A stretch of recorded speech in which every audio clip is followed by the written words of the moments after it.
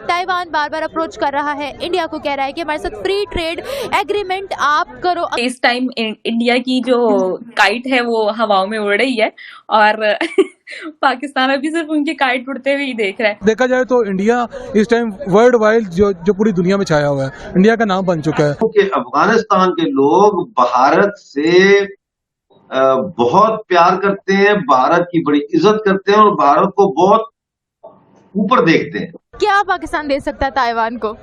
Taiwan को पाकिस्तान बहुत कुछ दे सकता है। जो चीज ताइवान को चाहिए पाकिस्तान दे सकता है। हाँ, पाकिस्तान के अंदर ये चीज है कि इनके पास कुछ नहीं है। कि अफगानिस्तान की गवर्नमेंट ने बुलाया है इंडिया को इन्वेस्टमेंट के लिए। अफगानिस्तान की गवर्नमेंट कौन? वही तालिबान। इंडियंस कहते हैं जी कि हमारे तो बड़े हिस्टोरिकल और सिविलाइजेशनल ताल्लुकात हैं अफगानिस्तान की अवाम के साथ। ये बहुत बड़ा थप्पड़ है पाकिस्तान के मुंह पे और पाकिस्तान की मिलिट्री एस्टेब्लिशमेंट के मुंह पे। अमेरिका है ना, उधर का अगर फर्ज करें $1000 है, ठीक है, $1000 है, वो ये देखे मेरा इतना बड़ा वॉलेट है, इसके अंदर वो नजर भी नहीं आएगा। पाकिस्तानी 1 लाख रुपया डालें वो इसमें पूरा ही नहीं आएगा। तो वर्थ किसकी ज्यादा हुई? पाकिस्तानी करेंसी की। इसलिए पाकिस्तानी करेंसी के साथ किसी का कोई मुकाबला नहीं है। अब तालिबान डबल गेम खेलते हैं। तालिबान बड़े सियाने, उनको समझ लग गया अब मुल्कों को कैसे भगाना है और क्या करना है। इंडिया से हर बंदा जो है पूरी दुनिया में फैला हुआ है। हर बंदा, हर घर में से एक आधा बंदा तो है। आप उनका रेमिटेंस ही देख लो, इस दफा $100 billion, they have crossed $100 billion. Mukesh Ambani के पास जितना पैसा है ना, ठीक है, हमारे एक जनरल के पास से निकल आता है। Who is Mukesh Ambani? Sir आपके पास ये इन्फॉर्मेशन आई कहाँ से है? ये इन्फॉर्मेशन मेरी सारी खुद की बनाई हुई है। ये मुझे गॉड गिफ्टेड इन्फॉर्मेशन है सारी।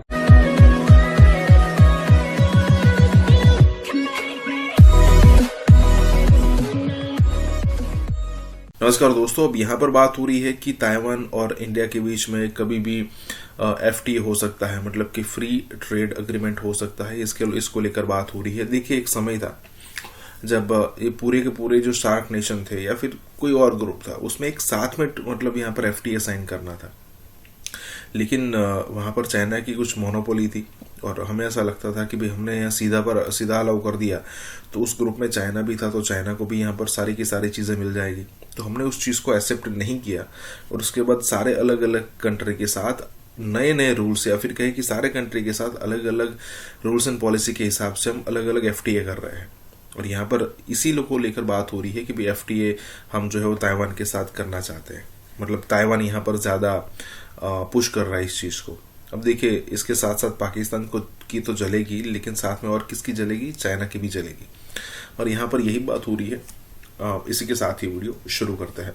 ताइवान बार बार अप्रोच कर रहा है इंडिया को, कह रहा है कि हमारे साथ फ्री ट्रेड एग्रीमेंट आप करो। अगर मैं ताइवान की बात करूं तो वर्ल्ड का 2nd लार्जेस्ट प्रोड्यूसर है इलेक्ट्रॉनिक्स का। सेमीकंडक्टर की प्रोडक्शन में ताइवान बहुत ज़्यादा आगे जा रहा है और ये कह रहा है कि हम सेमीकंडक्टर की, इलेक्ट्रॉनिक्स की प्रोडक्शन करना चाह रहे हैं इंडिया में, क्योंकि हमें चाइना के टक्कर की एक ही मार्केट इस पूरी दुनिया में नजर आ रही है जो कि ईमानदारी से काम करती है, जिसकी पॉलिसीज बहुत ज़्यादा अच्छी है, जिसकी इकोनॉमी अब आने वाले अरसे में बहुत ही आगे जाने वाली है, वो इंडिया है। इसीलिए हम चाहते हैं कि फ्री ट्रेड एग्रीमेंट हो जाए जिससे हमें बहुत ज्यादा फायदा हो और इंडिया को भी फायदा हो। देखे ना, अब चाइना की हमारे साथ ज्यादा लगती है, इंडिया की उनके साथ बनती भी नहीं है। तो ताइवान और चाइना का बहुत अच्छा है, तो उनको ये चाहिए कि इंडिया को छोड़ के उनको पाकिस्तान को प्रेफर करना चाहिए ना। इंडिया को छोड़ के पाकिस्तान आए वो। पाकिस्तान में मतलब क्या पाकिस्तान दे सकता है ताइवान को? ताइवान को पाकिस्तान बहुत कुछ दे सकता है। जो चीज़ ताइवान को चाहिए पाकिस्तान दे सकता है। हाँ, पाकिस्तान के अंदर ये चीज़ है कि इनके पास कुछ नहीं है, लेकिन जो चीज़ ताइवान को चाहिए ये खुद बना के दे सकते हैं। इतना टैलेंट हमारे पास कूट कूट के भरा हुआ है। ये टैलेंट 75 सालों से है कहाँ, आप मुझे ये बताइएगा।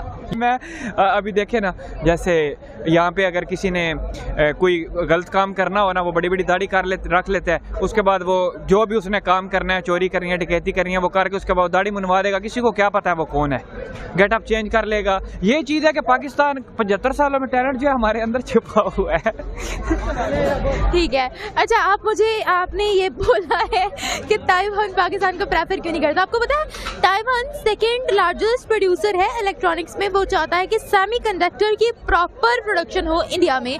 इसके बारे में आप क्या कहना चाहेंगे कि इस वक्त अगर हम बड़ी बड़ी कंट्रीज, बड़ी बड़ी ऑर्गेनाइजेशंस की बात करें, वो ये चाहते हैं कि प्रोडक्शन हो ही उनकी इंडिया के साथ। नहीं, देखे ना, अब इंडिया के साथ ही सारा कुछ कर रहे हैं। जो EV इलेक्ट्रॉनिक था, व्हीकल थी, रक्षा, वो भी उन्होंने उधर लॉन्च किया। 1 करोड़ रुपए का उन्होंने वहाँ पे दिया। लोग वहाँ पे अफोर्ड करेंगे, वो लेंगे। लेकिन लिटरली स्पीकिंग अगर वही चीज़ वो पाकिस्तान के अंदर लेके आए ना, 10 करोड़ का भी रखे लोग लेंगे। ये चीज़ आपको पता है। अब देखें यहाँ पे एक चीज़ है पाकिस्तान के अंदर, मैं आपको इंडिया की मिसाल नहीं दूंगा, मैं आपको पाकिस्तान की आज मिसाल देता हूँ। अब देखें कि एक इंसान है, उसकी 4 से 5 लाख रुपया पाकिस्तानी महीने की सैलरी है। अगर वो 2 लाख रुपया साइड पे करता जाए ना कि 2 लाख में से मैंने एक पैसा यूज़ नहीं करना, तो आपको 36 to 37 मंथ्स लगते हैं एक V8 क्रूजर खरीदने में। और आप रोड के ऊपर निकले तो आपको 20 क्रूजर वैसे रोड पे खड़े पाकिस्तान में नजर आते हैं। इंडिया के अंदर यह चीज़ नहीं है। पाकिस्तान में कहते हैं गुर्बत है, पाकिस्तान में गुर्बत नहीं है। यहाँ कोई भूखा नहीं सोता। यहाँ पे आप चारों तरफ देख लें, कोई भूखा बंदा नहीं सोता। इंडिया के अंदर इतनी ज्यादा गुर्बत है, लोग भूखे सोते हैं। तो इसलिए उन्हें हमें प्रेफर करना चाहिए। उनको क्यों प्रेफर करते हैं? वर्ल्ड बैंक को नहीं ना मानते आप? मैं बिल्कुल वर्ल्ड बैंक को नहीं मानता। वर्ल्ड बैंक कौन होता है, मैं कुछ कहने वाला? वर्ल्ड बैंक ने आपको कहा है कि पाकिस्तान जो है वो डिफॉल्ट होने के दहाने पर है, और वर्ल्ड बैंक ने ये भी कहा है इंडिया भाई तीसरे नंबर पे आने वाला है। $100 बिलियन पे उनके रेमिटेंसेस होने वाले हैं। और जहां तक बात है एविएशन की बात की ना आपने, एविएशन की और उनके डिफेंस की, उनके सिक्योरिटी की, तो यार इंडिया से हर बंदा जो है पूरी दुनिया में फैला हुआ है। हर बंदा, हर घर में से एक आधा बंदा तो है। आप उनका रेमिटेंसी देख लो इस दफा $100 billion, they have crossed $100 billion. यार बंदा सर पकड़ के बैठ जाता है। पता नहीं कितने होंगे जिनका रजिस्टर नहीं हुआ हुआ, जिनका रजिस्टर्ड है उनकी अमाउंट कलेक्ट करके $100 बिलियन बन रही है, तो सोचो बाकियों का कितना होगा। तो जब वही लोग पूरी दुनिया में फैल के वहां पे जाके अपना काम अपने हार्डवर्क से शो कर रहे हैं, प्रूव कर रहे हैं कि यस वी आर वर्किंग, हमारा सिक्योरिटी सिस्टम इतना अच्छा है, वो रिप्रेजेंट कर रहे हैं उसको। आपकी रिप्रेजेंटेशन बहुत हद तक आपकी कंट्री को मेंशन करती है, लेबल लगाती है उसके ऊपर।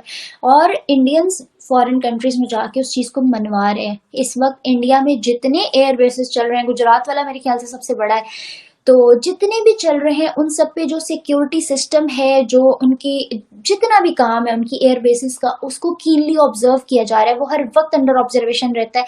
जरा सी मिस्टेक पे उनकी पूरी फ्लाइट्स कैंसिल हो जाती हैं, हर चीज मतलब इतनी ज्यादा अंडर ऑब्जर्वेशन है। लेकिन हमारे यहाँ हमने अपना एयरलाइन, हमने अपना रेलवे, हर चीज गिरवी रखवा दी थी जब हमें लोन की जरूरत थी।